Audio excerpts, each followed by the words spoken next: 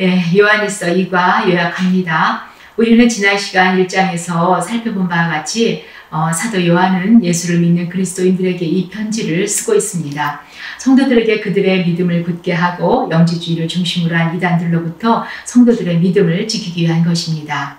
대표적인 영지주의자인 니골라당은 영은 선하지만 육은 악하다고 주장합니다. 그래서 니골라당은 영적 지식을 가진 사람은 육의 악함이 영에 영향을 미치지 못한다고 가르칩니다. 그렇기 때문에 육으로는 아무 죄를 범해도 된다고 주장합니다. 오늘 2장에서 사도 요한은 이런 가르침은 빛 가운데 사는 것이 아님을 분명히 말하고 있습니다. 1장에서 우리가 공부한 대로 그리스도인들은 하나님으로부터 생명을 받고 하나님과 지체와의 사귐을 가져야 합니다. 그리고 우리가 하나님과 예수 그리스도와 사귐을 가지려면 빛 가운데로 거해야 된다고 말하고 있습니다. 왜냐하면 하나님은 빛이시기 때문입니다. 어둠은 빛과 함께 공존할 수 없습니다. 만일 우리가 하나님과 사귐이 있다 하고 어둠에 행하면 거짓말을 하는 것이고 진리를 행하는 것이 아닙니다. 또 만일 우리가 죄가 없다고 말하면 스스로 속이고 진리가 그 속에 있지 않는 것입니다. 그럼에도 불구하고 만일 우리가 범죄하지 않았다고 하면 하나님을 거짓말하는 이로 만드는 것이라고 하였습니다. 그러나 만일 우리가 우리 죄를 자백하면 용서하시고 모든 보리에서 깨끗게 하신다고 하셨습니다. 그 깨끗함이 우리와 하나님 또 예수 그리스도와의 사귐을 갖도록 합니다. 사도 요한은 오늘 2장에서 이 서신을 읽는 모든 성도들이 죄를 범치 않게 하기 위해서 이 서신을 쓰고 있다고 말합니다. 만일 우리가 범죄하지 않았다고 하면 하나님을 거짓말하는 이로 만드는 것입니다. 그러나 만일 우리가 죄를 범하였다고 하면 하나님 앞에서 우리에게 대언자가 있음을 알아야 합니다. 우리의 대언자는 곧 의로우신 예수 그리스도입니다. 우리 주님께서 하나님 우편에서 우리의 대언자가 되셔서 우리를 정죄하지 않도록 방패가 되어 주십니다. 로마서 8장 33절 누가 능히 하나님께서 택하신 자들을 고발하리요 의롭다 하신 이는 하나님이시니 누가 정죄하리요 죽으실 뿐 아니라 다시 살아나신 이는 그리스도 예수시니 그는 하나님 우편에 계신 자요 우리를 위하여 간구하시는 자신이라고 하였습니다. 그리스도가 우리의 대언자가 되는 것은 그리스도는 하나님 앞에 온전한 의인이시기 때문입니다. 그 예수 그리스도가 우리 죄를 위해 십자가에서 피를 흘려주셨기 때문입니다. 그리고 이 사실을 믿으면 사단의 삼손은 의인의 간구 앞에 힘을 잃게 됩니다. 우리가 하나님 앞에 설 때 하나님 우편에 서서 우리 죄를 변호하시는 예수 그리스도를 상상만 해도 감격이 되지요. 그리고 우리의 의가 되시는 예수님은 하나님과 우리 사이에 화목제물이 되십니다. 야고보서 1장 15절 욕심이 잉태한 즉 죄를 낳고 죄가 장성한 즉 사망을 낳느니라. 죄가 들어와 사망을 낳게 되면 하나님과 관계가 단절되는 사망이 역사하게 됩니다. 아담의 불순종으로 인간과 하나님과의 화목이 깨어졌어요. 죄로 인해서 하나님과 우리 사이에 단절이 이루어졌지요. 그래서 하나님과 우리가 원수된 관계가 되었습니다. 이제 죄사함 없이는 화목이 불가능하지요. 그래서 예수님께서 화목 제물로 인간의 죄짐을 대신 지고 죽으심으로 우리들로 하나님과 화목을 이루게 하셨습니다. 로마서 5장 10절을 보면요. 곧 우리가 원수 되었을 때 그 아들의 죽으심으로 말미암아 하나님과 화목하게 되었은즉 화목하게 된 자로서는 더욱 그의 살아나심으로 말미암아 구원을 받을 것이니라. 이로써 예수님은 우리의 화목제물이 되시고 동시에 하나님 앞에서 우리를 위한 대언자가 되셨습니다. 그러므로 우리는 이 세상에서 하나님과 다시 화목한 사귐의 관계로 빛 가운데 영원한 삶을 살 수 있게 되었습니다. 요한 사도는 너희로 범죄치 않기 위해서 이 편지를 쓰고 있다고 말하고 있습니다. 그러면 여기서 오늘 사도는 죄를 무엇으로 보고 있나요? 3절에 보면요. 우리가 그의 계명을 지키면 이로써 우리가 그를 아는 줄로 알 것이요 그를 아노라 하고 그의 계명을 지키지 아니하는 자는 거짓말하는 자요 진리가 그 속에 있지 아니한다고 말하고 있습니다. 여기서 죄라 하면 계명을 지키지 않는 것이고 그래서 화목의 관계가 깨어지는 것을 말합니다. 그러면 예수님의 계명은 뭘 말할까요? 3장 23절을 보면요. 그의 계명은 이것이니 곧 그 아들 예수 그리스도의 이름을 믿고 그가 우리에게 주신 계명대로 서로 사랑할 것이니라. 이 말씀에 보면 예수님의 계명은 두 가지인데요. 첫째는 그 아들 예수 그리스도를 믿는 것이고 둘째는 서로 사랑하는 것입니다. 요한복음 13장 34절을 보면 새 계명을 너희에게 주노니 서로 사랑하라. 내가 너희를 사랑한 것 같이 너희도 서로 사랑하라고 말씀하셨습니다. 그리고 옛 계명은 마태복음인데요. 마태복음 22장 37절 마음을 다하고 성품을 다하고 목숨을 다하여 너희 하나님을 사랑하라. 그리고 이와 같이 내 이웃을 내 몸처럼 사랑하라고 말씀하십니다. 두 계명을 살펴보면요. 새 계명에는 하나님을 사랑하는 부분이 포함되어 있지 않습니다.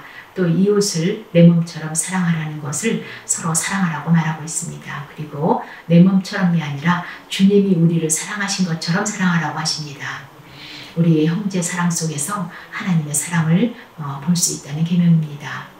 계명의 본질은 사랑이지요. 예수님은 우리를 사랑하사 십자가에서 우리 죄를 위해 죽으심으로 이 사랑을 확증하셨습니다. 그러므로 예수님의 사랑은 율법의 완성입니다. 그러므로 5절을 보면 누구든지 그의 말씀을 지키는 자는 하나님의 사랑이 참으로 그 속에서 온전하게 되었나니 이로써 우리가 그 안에 있는 줄 아느라고 말하고 있습니다. 그러므로 우리가 형제를 사랑할 때 온전히 빛 가운데 거하게 되며 그 안에 아무 꺼리낌이 없게 됩니다. 요한은 또 이 서신을 쓰는 성도들을 자녀들, 아비들, 청년들로 신앙의 성숙에 따라 분류를 하고 있습니다. 자녀들에게 말합니다. 자녀들아, 내가 너희에게 쓰는 것은 너희 죄가 그 이름으로 말미암아 사함을 받았으며 하나님과 사귐의 시작은 우리의 죄가 예수 그리스도 이름으로 사함을 받는 것입니다. 하나님의 자녀들에게 죄사함을 받는 것을 아는 것은 너무나 중요한 것입니다. 이것은 하나님과 화목의 관계가 회복되는 기초가 되기 때문입니다. 그리고 아비들에게 말합니다. 아비들아, 내가 너희에게 쓰는 것은 너희가 태초부터 계신 이를 알았으며, 여기서 태초부터 계시는 태초에 하나님과 함께 계셨던 예수 그리스도를 말합니다. 즉 예수 그리스도의 이름의 비밀과 그 이름의 능력을 아는 것입니다. 자녀들이 예수의 이름으로 제사함을 받았다면 이제 예수의 이름의 능력이 무엇인지 알아야 합니다. 십자가는 우리 죄를 사하시고 하나님과 화목하게 합니다. 그리고 예수 그리스도와 더 깊은 교제를 통해서 사랑의 능력을 더 깊이 알아갈 수 있게 됩니다. 청년들에게 말합니다. 청년들아, 내가 너희에게 쓰는 것은 너희가 악한 자를 이겼음이라고 했습니다. 청년의 믿음은 사단을 이기는 믿음입니다. 청년들이 사단을 이길 수 있는 것은 너희가 강하고 하나님의 말씀이 너희 안에 거하시기 때문입니다. 즉 우리는 예수의 이름으로 제사함을 받고 그 이름의 능력과 보혈의 능력을 알게 되면 그 사귐의 깊이가 더해지게 됩니다. 그러면 사단은 물리치는 권세를 갖게 됩니다. 우리 모두에게 제사함이 주어지고 예수님과의 사귐이 깊어져서 악한 자를 이기고 빛 가운데 계속 거할 수 있기를 원합니다. 이것은 그 성도가 하나님과 더 깊은 사귐을 이루어가며 성숙해져가는 것을 의미합니다. 그런데 이러한 우리의 영적인 성숙을 방해하는 악한 세력들이 있지요. 우리가 하나님과 깊이 사귀고 그 빛 가운데로 들어가는 것을 방해하는 것은 두 가지인데요. 세상을 사랑하는 것과 저 그리스도입니다. 오늘 본문은 우선 세상을 사랑하는 것을 살펴봅니다. 우리는 잠시만 방심해도 금방 이 세상과 이상의 것들에 우리 마음을 빼앗기게 됩니다. 그래서 요한은 15절에 이 세상이나 세상에 있는 것들을 사랑하지 말라. 누구든지 세상을 사랑하면 아버지의 사랑이 그 안에 있지 아니하니 이는 세상에 있는 모든 것이 육신의 정욕과 안목의 정욕과 이생의 자랑이니 다 아버지께로부터 온 것이 아니요 세상으로부터 온 것이라고 말하고 있습니다. 우리는 세상도 사랑하고 하나님도 양쪽을 다 사랑할 수는 없습니다. 마태복음 6장 24절에는요. 한 사람이 두 주인을 섬기지 못할 것이니 혹 이를 미워하고 저를 사랑하거나 혹 이를 중히 여기고 저를 경히 여김이라. 너희가 하나님과 재물을 겸하여 섬기지 못하니라고 했습니다. 이 세상을 사랑하는 것은 하나님과 원수가 되는 것입니다. 그리고 눈에 보이는 이 세상은 다 지나가는 것에 불과합니다. 이 세상도 정욕도 다 지나가는 것입니다. 그러므로 하나님께서 우리에게 은혜를 주셔서 이 세상과 이 세상에 있는 것들을 사랑하지 않기를 원합니다. 그리고 하나님과 더 깊은 사귐을 이루어서 기쁨이 충만하기를 간구합니다. 함께 기도하시겠습니다. 우리의 생명 되신 하나님 아버지, 우리의 대원자로 화목제물로 우리 주 예수 그리스도를 우리에게 주심을 감사합니다. 예수 그리스도로 인해서 하나님과 우리가 다시 화목의 관계가 되게 하셨습니다.